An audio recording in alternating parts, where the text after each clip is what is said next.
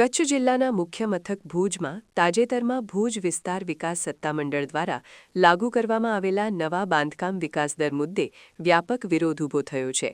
સત્તામંડળના આ નિર્ણયને કારણે સ્થાનિક નાગરિકો અને બાંધકામ ક્ષેત્ર સાથે સંકળાયેલા લોકોમાં ભારે અસંતોષ જોવા મળી રહ્યો છે। આ મામલે હવે રાજકીય આગેવાનોએ પણ હસ્તક્ષેપ કર્યો છે અને પ્રજાના હિતમાં આ નિર્ણયની ફેરવિચારણા કરવા માટે સરકારના ઉચ્ચ સ્તરે રજૂઆતોનો દોર શરૂ કરવામાં આવ્યો છે। આ વિવાદ વચ્ચે રાપર વિધાનસભા બેઠકના પૂર્વ ધારાસભ્ય પંકજભાઈ મહેતાએ રાજ્યના શહેરી વિકાસ મંત્રી કનુભાઈ દેસાઈને એક વિસ્તૃત પત્ર લખીને સત્તાવાર રજૂઆત કરી છે। પંકજભાઈ મહેતાએ પોતાના પત્રમાં સ્પષ્ટપણે જણાવ્યું છે કે સત્તામંડળ દ્વારા લાગુ કરવામાં આવેલા આ વધારાના આર્થિક બોજથી સામાન્ય પ્રજા અને મધ્યમ વર્ગને પારાવાર મુશ્કેલીનો સામનો કરવો પડી શકે છે। તેમણે આ મુદ્દાની ગંભીરતાને ધ્યાનમાં લઈને પ્રજાલક્ષી અને ત્વરિત પગલાં ભરવા માટે રાજ્ય સરકારનું ધ્યાન દોર્યું છે। ભુજ શહેર હાલમાં ઔદ્યોગિક અને રહેણાંક દ્રષ્ટિએ અત્યંત ઝડપી વિકાસ સાધી રહ્યું છે, ત્યારે આવા આકરા દરો શહેરની પ્રગતિની ગતિને રૂંધી શકે છે તેવો ભય વ્યક્ત કરવામાં આવ્યો છે।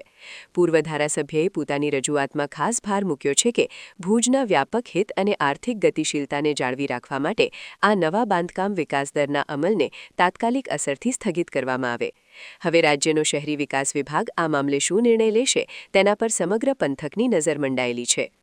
માનનીય શહેરી વિકાસ મંત્રી શ્રી આદરણીય કનુભાઈને મેં પત્ર લખ્યો છે અને એ પત્ર છે ભુજ વિસ્તાર વિકાસ સત્તામંડળ દ્વારા તાજેતરમાં મળેલી સત્તામંડળની મિટિંગમાં એક ઠરાવ કરવામાં આવ્યો છે અને એ છે ડેવલપમેન્ટ ચાર્જ અંગેનો।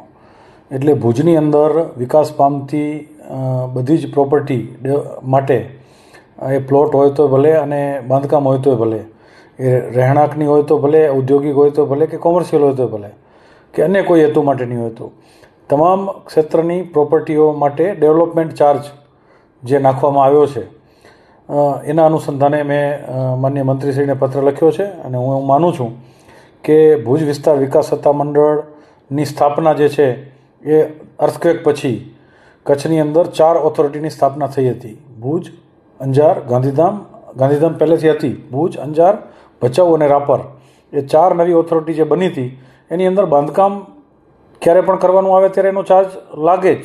અને આજે લગભગ 110 કરોડ રૂપિયા જેવી એફડી અથવા બચત આ ભાડા પાસે એટલે ભુજ વિસ્તાર વિકાસ સત્તામંડળ પાસે ઓલરેડી છે, જેનો ડેવલપમેન્ટમાં ઉપયોગ કરી શકાય, પરંતુ વધારાનો નવો આ પ્રકારનો કોઈ બોજ નહીં પડવો જોઈએ ભુજની જનતા ઉપર, ભુજની પ્રજા ઉપર, ભુજના ડેવલપર ઉપર કે ભુજના પ્રોપર્ટી ધારકો ઉપર।